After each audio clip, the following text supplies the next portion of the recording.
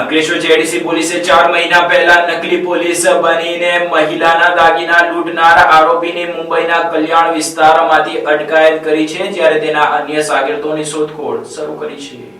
અંકલેશ્વર જીઆઈડીસીમાં આવેલ જૈન દેરાસર જતી મહિલાને પોલીસની ઓળખ આપી 2 ગઠિયા સોનાની બંગડી ચેન મળી 6 તોલાના ઘરેણાં પડાવી ફરાર થઈ ગયા.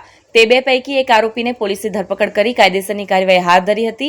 ગત તારીખ 25મી નવેમ્બર 2024ના રોજ અંકલેશ્વર જીઆઈડીસીમાં રહેતા હર્ષાબેન પરેશભાઈ શાહ તેમના ઘરની નજીક આવેલ જૈન દેરાસર ખાતે જઈ રહ્યા હતા. તે દરમિયાન માનવ મંદિર નજીક બાઇક સવાર 2 સમયે તેમની પાસે આવ્યા અને પોલીસની ઓળખ આપી મહિલાને આટલા બધા સોનાના ઘરેણાં પહેરી જાહેર રસ્તા ઉપર નીકળવાનું નહીં, મોટા સાહેબ જોશે તો ખીજવાશે, આમ કહી તેઓએ મહિલા પાસે સોનાની બંગડી અને ચેન ઉતરાવી લીધા અને તેઓએ જૈન દેરાસર મૂકી જવા કહ્યું હતું. આ દરમિયાન બંને ઈસમોએ મહિલાને રૂમાલ આપી આમાં તમારા ઘરેણાં છે આમ કહી ત્યાંથી જતા રહ્યા. જો કે મહિલાએ રૂમાલ ખોલી જોતા અંદરથી કાંસકો નીકળ્યો. આ અંગે અંકલેશ્વર જીઆઈડીસી પોલીસ મથકે ગુનો નોંધાતા પોલીસે તપાસ હાથ ધરી હતી, જેમાં પોલીસને સફળતા મળી છે. જીઆઈડીસી પોલીસે આ મામલામાં આરોપી અને મુંબઈના કલ્યાણ સ્થિત પાટીલનગર અંબેવેલી પાસે રહેતો બાદશાહ ખાન કાઝી બાબુ ખાનની ધરપકડ કરી તેની વિરુદ્ધ કાયદેસરની કાર્યવાહી હાથ ધરી હતી.